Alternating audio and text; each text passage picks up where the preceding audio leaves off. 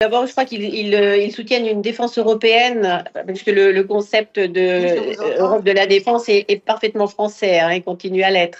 Vous m'entendez correctement? Oui, on vous entend très bien, allez-y. Oui, très bien.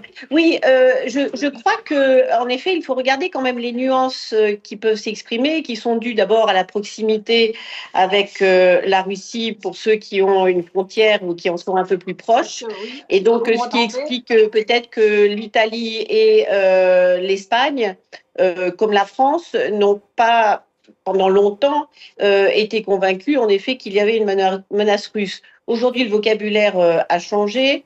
On a parlé, j'ai entendu un terme assez fort prononcé et qui est très juste, de trahison de la part des États-Unis. Et de fait, les Européens se retrouvent seuls. Et en se retrouvant seuls, ils se disent qu'en effet, ils doivent faire ce que, en fait, les Américains nous invitent à faire depuis très longtemps, c'est-à-dire à investir dans notre défense et dans notre sécurité pour pouvoir l'assurer nous-mêmes. Je ne pense pas que ce soit la question à poser aujourd'hui.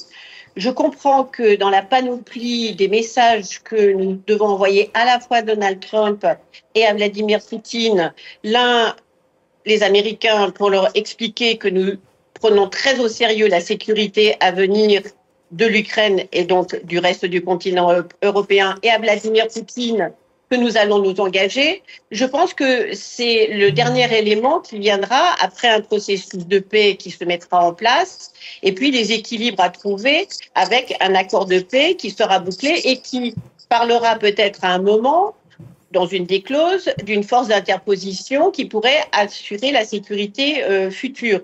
Donc, sincèrement, je ne crois pas que le débat doive se concentrer sur cet élément-là. Pourtant, on en parle déjà, Hélène Conway, hein.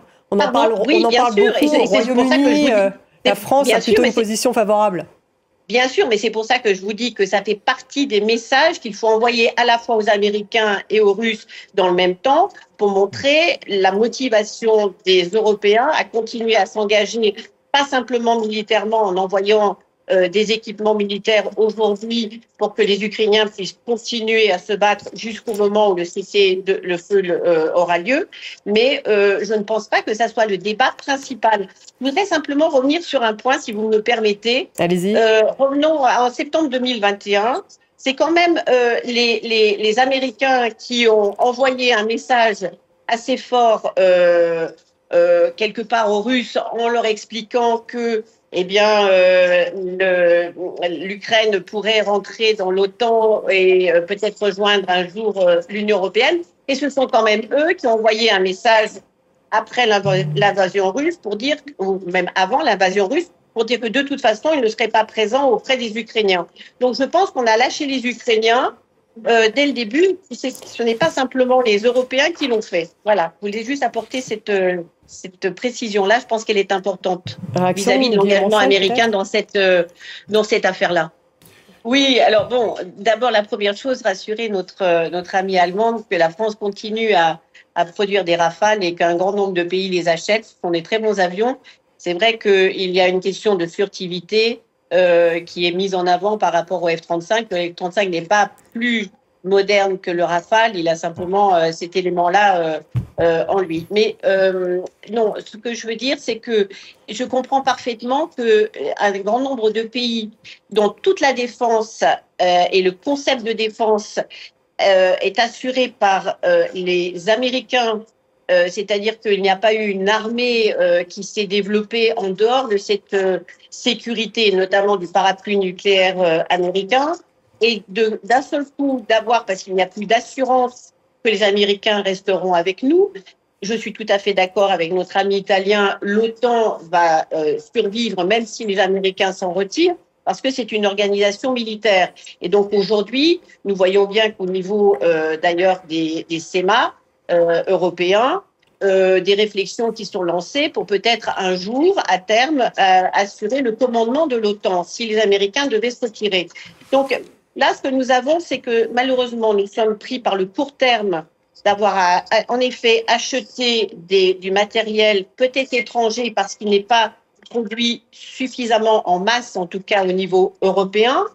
Mais il ne faudrait surtout pas que tout cet argent qui est mis sur la table achète coréens, turcs, voire américains, et que se retrouve avec des problèmes d'interopérabilité qui seront complexes et finalement des Américains qui vont se retirer parce que si Donald Trump décide demain, et ce n'est pas parce qu'on va lui acheter des F-35 aujourd'hui que demain il ne changera pas d'avis sur le fait qu'il considère aujourd'hui l'Europe comme l'ennemi. Donc, si c'est le cas et qu'ils en partent, eh bien, que ferons-nous de tous ces matériels américains ? C'est bien la question. Puisqu'il faudra demander aux Américains l'autorisation, peut-être, d'engager ces matériels contre un ennemi qui ne sera pas l'ennemi des Américains. Donc, on a un vrai déficit. Donc, je pense qu'on a le court terme, en effet, à gérer, notamment pour l'Ukraine, pour pouvoir continuer à fournir suffisamment de soutien à l'Ukraine. Mais nous avons certainement, dans le moyen et le long terme, à acheter européen, à investir acheter européen, à investir en Europe, à relancer l'économie européenne pour pouvoir être fort, parce que 4500 entreprises, c'est de l'emploi, c'est de l'économie, enfin, je veux dire, ce sont des circuits courts au niveau européen, et nous avons besoin de cela. Mais moi, je comprends que sur le plan conceptuel, il est très difficile pour un grand nombre de pays qui n'ont jamais eu leur défense en dehors de cette protection américaine de la concevoir autrement. Oui, c'est un vrai changement de logiciel, Guillaume Ancel. Oui, mais pour nous, c'est beaucoup plus facile, pour nous Français, puisque depuis 1960, nous avons assumé cette autonomie. Nous avons assumé cette indépendance. Donc, bien sûr, nous avons cette liberté d'en parler, mais il faut comprendre d'où viennent nos partenaires européens et pourquoi ils en sont là. Peut-être, mais là aussi, je crois que nous avons absolument tout en place pour que les choses avancent. Nous avons en effet des financements qui se dégagent, qui ont quand même été problématiques, parce que quand on parle des dividendes de la paix, bien évidemment, quand on recevait les dividendes de la paix, et bien heureusement, nos démocraties et nos pays se sont développés sur le plan social et nous n'avions pas à investir dans l'armement. Maintenant, nous avons une urgence et donc les financements sont là. Je pense que au niveau politique, il y a un vrai sursaut, parce que en 2 mois, nous avons quand même 3 réunions du Conseil. Donc les chefs de gouvernement se réunissent, les SEMA de tous les pays se sont réunis à Paris. Donc on voit que ça bouge vraiment à tous les niveaux.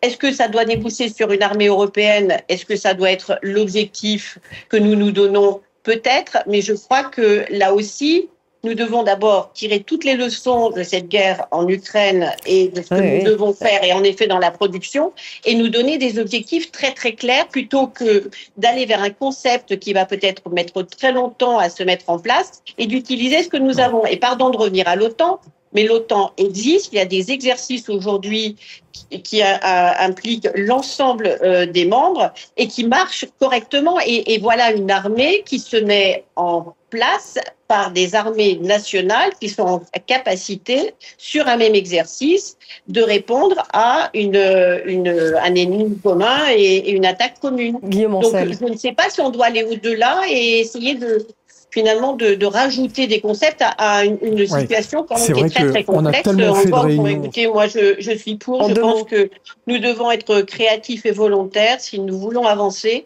nous devons le faire ensemble. Et je pense qu'il faut d'ailleurs aller au-delà des équipements militaires, parce que Vladimir Poutine n'a pas forcément besoin de chars pour déstabiliser nos démocraties. Tout ça est bien financé au niveau cyber, pour bien nous fragiliser de l'intérieur, avec un certain nombre de relais parmi les partis politiques qui se disent nationalistes à travers l'Europe.